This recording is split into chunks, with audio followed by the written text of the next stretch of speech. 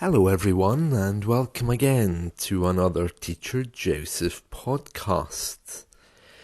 Today we're going to examine the question, what is received pronunciation? Sometimes people call it RP, just to shorten it, RP. It's often called the Queen's English, BBC English, or Oxford English. It's the accent which is usually described as typically British. Let's have a look at it. Well, it's instantly recognisable, such as the Queen's English, but it's a little bit misleading. The Queen, for example, speaks an almost unique form of English. I admit that we often call it received pronunciation because it's quite close to that. The English we hear at Oxford University or in the BBC these days is no longer restricted to one type of accent. In the old days, you had to speak the Queen's English if you wanted to work in the media, or if you wanted to teach at certain universities. But all of those antiquated rules have now been removed. Received pronunciation is an accent. All speakers who use it are speaking simply standard English. Perhaps the difference between it and other types of English is that it's certainly regionally non-specific. It doesn't give any clues about where a person was born or where they grew up. Received pronunciation is probably the most widely studied and most frequently described variety of spoken English in the world. Yet only 3% of the UK population actually use it.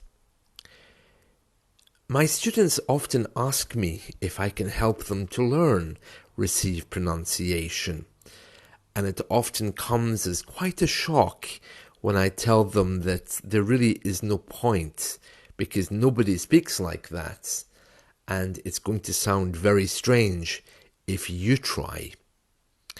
It would be better to develop simply a Southern English accent. Received pronunciation isn't even like the Queen. It's a little bit different. Queen's English is one thing. It would make you sound very upper class, but still, you would have a problem fitting in certain circles if you are a foreigner speaking in that way. It's also the accent on which phonemic transcriptions in dictionaries are based. I'm sure you've all seen the phonetic alphabet. That's based around received pronunciation. That's just something to keep in mind. It didn't actually appear in English until around 1757. It's not something which has always been there. I'm not going to bore you with all of the details, but basically in the 19th century, as we had our class system, the received pronunciation was considered necessary for the privileged classes, for people attending boarding schools, especially around Oxford and the south of England, and the speech patterns, which were based loosely on the local accent of London, Oxford and Cambridge, came to be associated with established people, the upper classes, the universities, and it got quite a unique status, particularly within the middle classes in London. Received pronunciation probably received its greatest impetus, however, when it was selected in 1922 to be the accent of the BBC, and that's something which continued all the way up until the 1980s. They didn't want any regional accents at all on the BBC, And that's the accent most associated even today with the BBC, even though the BBC employ people all around the country. And these days, the BBC is actually based in Manchester. There's actually more than one type of received pronunciation. There's the conservative received pronunciation, which is a very traditional variety associated with older speakers and the aristocracy. You can hear a little bit of this with our royals, the Queen's English, and politicians when they switch it on. Theresa May is a very good example. She often switched between some kind of conservative received pronunciation, and then she often broke into a local dialect when she thought she was off camera.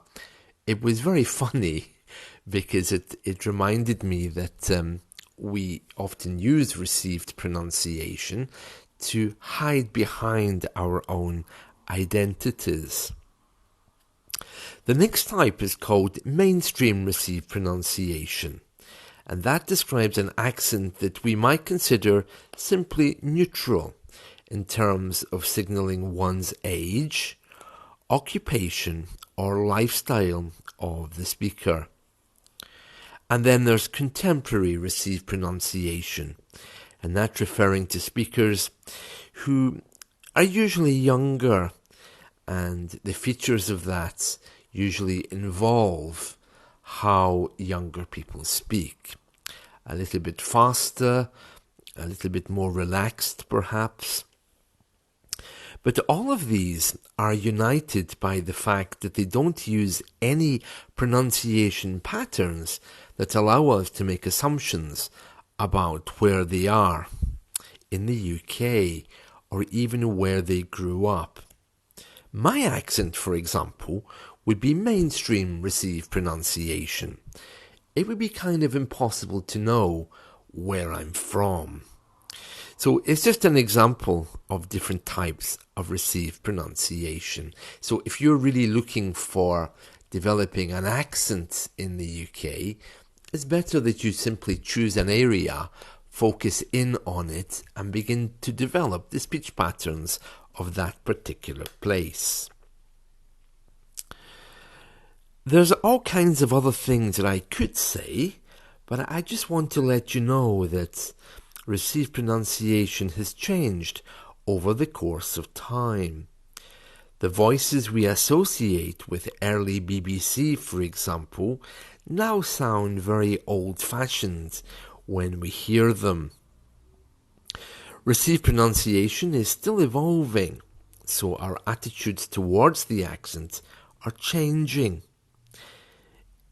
Received pronunciation also represents the voice of education, authority, social status, and economic power, which is why it's mainly associated with our central government.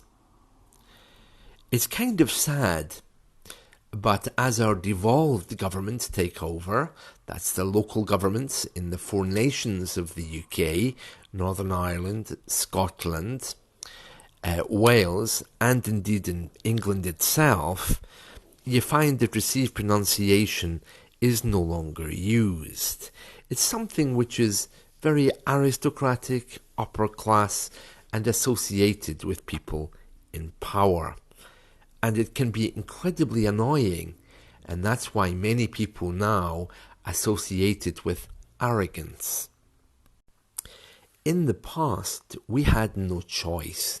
If you wanted to work in the media, the arts, or in any kind of cultural role, you were pressured into changing your accent.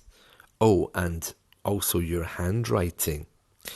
I'm pleased to say that that's no longer the case. Very few young speakers with regional accents today consider it necessary to adapt their speech to the same extent. Indeed, many commentators even suggest that younger RP speakers often go on to great lengths to discuss their middle-class accent by incorporating regional features into their speech.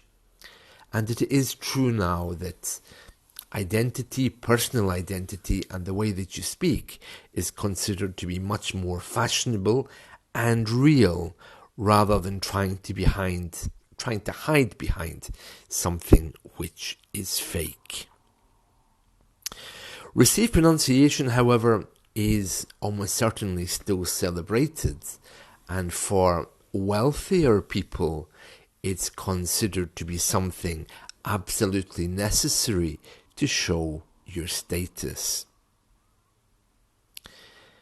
If you go to a place like Ireland, and I'm talking about the Republic, Southern Ireland, which, as you know, has English as its first language, you will see that people on the street have very strong Irish accents. However, the wealthier ones, the more educated, want to have a more Southern English accent. And the difference is very, very clear, especially after you cross the River Liffey, the dividing river between the north and south of Dublin, Ireland's capital.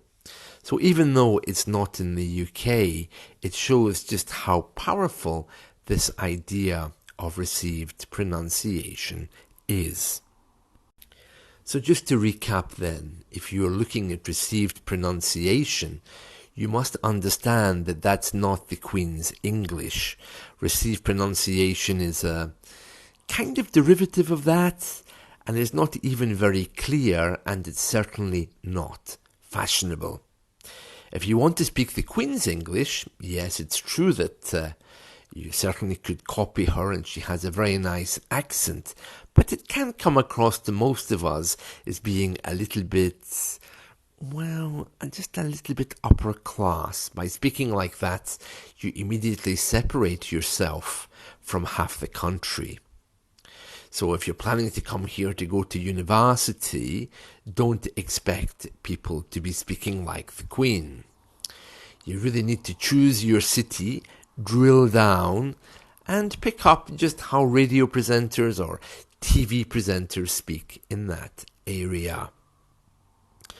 There comes a moment for all of us, whether we are university professors or whether we are scholars, that we just want to fit in. Nothing wrong with that at all, but it does require acting like the natives. To use an English term or an English proverb, when in Rome, you do as the Romans do. So it would be much better to come here just doing as everyone else does. It's good to remember at this point that the BBC has a regional presence in all of our cities across the UK. So whether it's Birmingham with BBC Radio Midlands, Oxford with BBC Radio Oxford, Berkshire with BBC Radio Berkshire, and the list goes on. There's a BBC radio station for everywhere. So it might be good for you just to check those out if you're looking for a regional accent, but still very polite. There we are. I hope you found this helpful. Let's talk again soon. See you all. Bye bye.